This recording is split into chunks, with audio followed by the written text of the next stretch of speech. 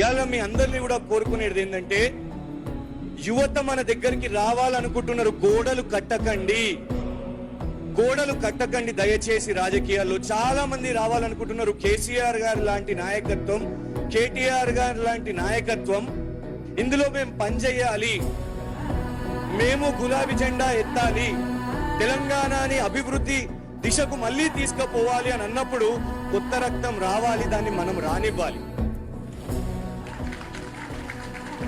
నువ్వు అక్కడికి పోవాలంటే పర్మిషన్, నువ్వు ఇక్కడికి పోవాలంటే పర్మిషన్, నువ్వు నాకు చెప్పి పోవాలి అని అంటే అది రాజకీయం కాదు, బానిసత్వం.